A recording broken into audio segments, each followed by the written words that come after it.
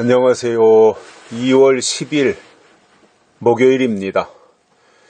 오늘이 드디어 큐티를 시작한 지 1000번째 되는 날입니다. 역사적인 날입니다.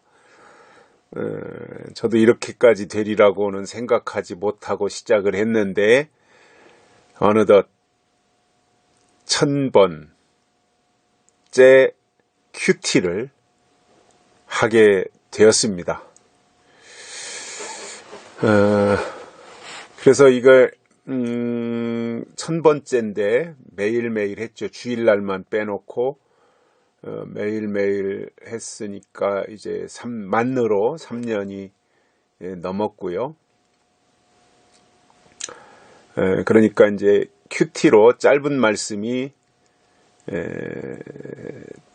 1000개가 있고, 제가 되도록이면 큐티는 10분을 넘기지 않으려고 합니다. 처음에는 막 큐티도 20분 막 이렇게 하다 보니까 좀 안 되겠다 싶어가지고 되도록이면 줄여서 축소해가지고 큐티는 10분 이내로. 그래서 이제 큐티가 1000개가 있고요. 큐티가 지금 유튜브 상에.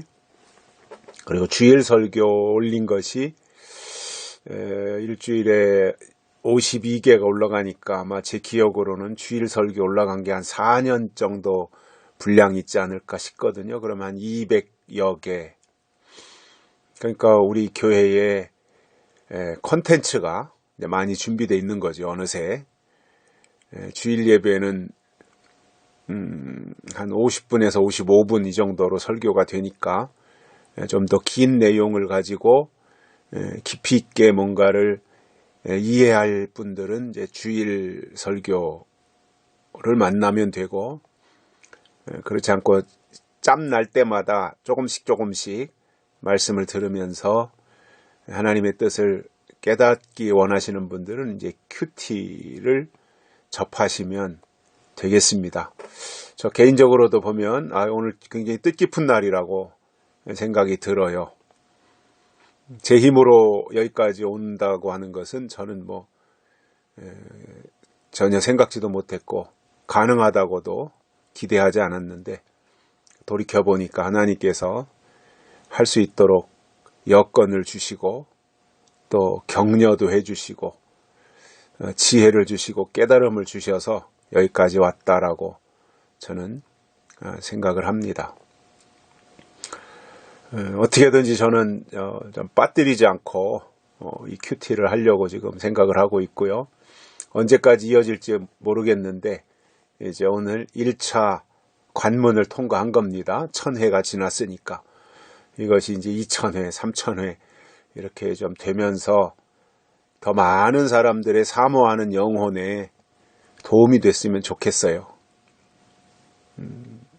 지금이야 이게 보는 분들이 많지 않고요. 매일 올리는 큐티 그저 한 20명에서 20 아니면 30 요 정도 분들이 이제 보고 좀 시간이 지난 것들에 대해서 이렇게 들어가서 보면 그저 한 80명에서 100명 정도가 우리의 이 큐티를 접하고 계시다, 이런 생각들을 하게 됩니다. 저는 숫자의 많고 적음에 전혀 영향받지 않습니다. 다만 한 사람이라도 우리의 이 말씀을 통해서 하나님을 만난다면, 그리고 하나님의 음성을 듣는다면, 그리고 하나님의 뜻을 깨닫는다면 저는 그것으로 만족합니다. 하나님이 우리에게 더 좋은 비전을 주시고 더 새로워질 수 있는 그러한 기회를 제공해 주시리라고 확신하고요.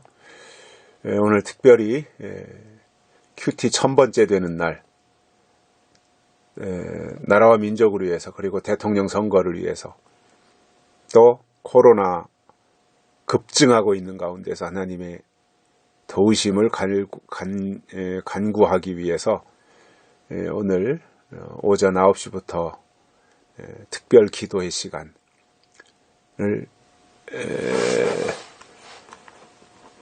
갖고자 지금 계획하고 있습니다. 9시에는 우리가 이제 또 유튜브를 통해서 제가 이름을 나라와 민족을 위한 애국기도회라고 정했거든요. 나라와 민족을 위한 애국기도회.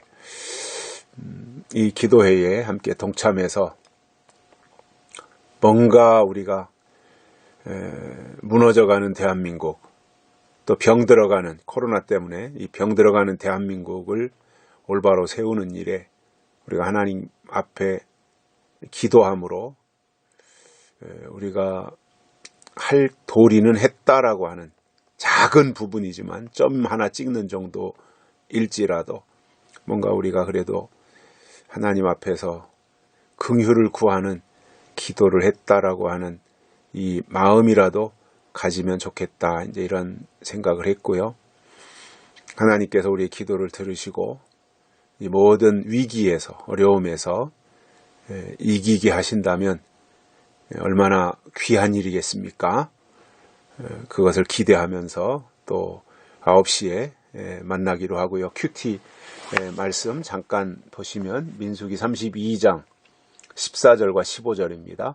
보라, 너희는 너희의 열조를 계대하여 일어난 죄인의 종류로서 이스라엘을 향하신 여호와의 노를 더욱 심하게 하는도다. 너희가 만일 돌이켜 여호와를 떠나면 여호와께서 또 이 백성을 광야에 버리시리니 그리하면 너희가 이 모든 백성을 멸망시키리라. 아멘. 여호수아와 갈렙을 제외하고는 하나님이 다 이제 소멸하신다 그랬지 않습니까? 20세 이상의 사람들을 한 사람도 남기지 아니하고 약속의 땅으로 들어가지 못하고 광야에서 다 죽게 되는 이 엄청난 말씀을 하신 겁니다. 그러면 이 하나님을 반항하는, 하나님께 순종하지 않는 이 사람들을 보면 14절에서 이렇게 말씀하셨잖아요. 너희의 열조를 계대하여 일어난 죄인의 종류로서. 여기서 계대라고 하는 것은 대를 잇는다 그런 거잖아요. 대를 잇는다. 그러니까 너희는 너희 열조의 대를 이어서 일어난 죄인의 종류다 이겁니다. 조상 대대로 하나님을 거역한 죄인의 종류들이다 이겁니다. 종자가 그렇다는 거죠.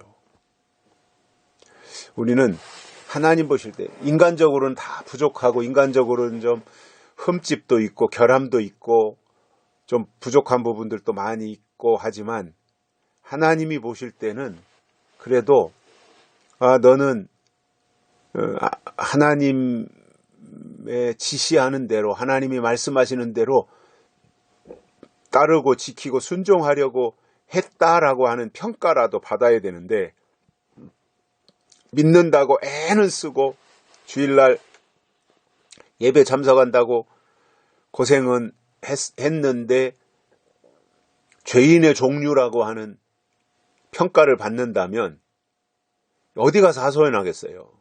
이 불법을 행한 자들아 내게서 떠나가라. 이건 신약적 표현이잖아요. 예수님의 표현. 이 불법을 행한 자들아. 그러면 그때 가서 어디 가서 하소연하겠습니까? 근데 지금 민수기에서는 그것을 어떻게 표현하고 있어요? 계대하여 일어난 죄인의 종류다 이겁니다. 조상 대대로 물려받은 이 죄인의 종자들이라는 거예요. 하나님이 얼마나 화가 나셨으면. 그래서 그들은 하는 짓마다 하나님의 진노를 촉발시킨 사람들이에요. 그러니 하나님은 하나님이 지으신 사람, 특히 히브리 민족, 이스라엘 백성들과 동행하면서 하나님의 하나님 되심을 만방에 알리고 싶어 하셨는데 기껏 출애굽시켜서 광야길을 거쳐 여기까지 오는 과정 속에서 히브리 민족이 하나님께 보여준 것은 그야말로 하나님을 실망시킨 것밖에 없습니다. 계속 거역하고 불순종하고 불평하고 이게 하나님을 높여드린 적이 없잖아요. 그러니까 하나님이 진노하실 만도 한 거지요. 뭔가 좀 자세를 낮추기도 하고 하나님의 위대하심을 좀 높여드리기도 하고 이제 그런 거 해야 되는데 안 그러잖아요. 이게 망할 짓만 하는 거예요. 그래서 하나님이 그들에게 다시 말씀하시는 것이 그런 거예요. 너희가 만일 돌이켜 여호와를 떠나면 여호와께서 또 이 백성을 광야에 버리신다 이겁니다. 하나님을 떠나면 하나님은 그들을 버리시겠다 이겁니다. 그래서 하나님을 떠난 자들에게는 은혜가 없는 거예요. 하나님 안에 있는 자들에게 그나마 하나님의 은혜가 있는 것이고 하나님이 도와주시는 것이지 하나님을 등지고 떠난 사람들에게 무슨 은혜가 있습니까? 그러면 하나님을 떠난다는 게 뭐예요? 약속에서 벗어나는 거예요. 약속 안에 있어야 하나님 안에 있는 것이지 약속을 저버리면 하나님을 저버리는 겁니다. 그들에게 무슨 은혜가 있어요? 그들에게 무슨 도움이 있어요? 그들을 하나님이 광야에 다 버리시겠다는 겁니다. 그리고 멸망시키신다는 거예요. 심판입니다. 우리가 하나님의 사람이라면 그리고 우리가 하나님을 믿는다면 하나님을 신뢰해야 되고요. 신뢰의 증거로서 하나님이 주시는 말씀을 믿고 따르는 그 길을 가야 된단 말입니다. 요즘 굉장히 어려운 시국이잖아요. 코로나도 극성이고 이러한 가운데서 우리가 하나님의 긍휼이 임하면 좋겠고요. 하나님의 도우심으로 우리가 형통하고 하나님의 뜻을 이루어드리는데 쓰임받게 되시기를 바랍니다. 여기까지 하겠습니다. 이따 9시에 뵙도록 하겠습니다.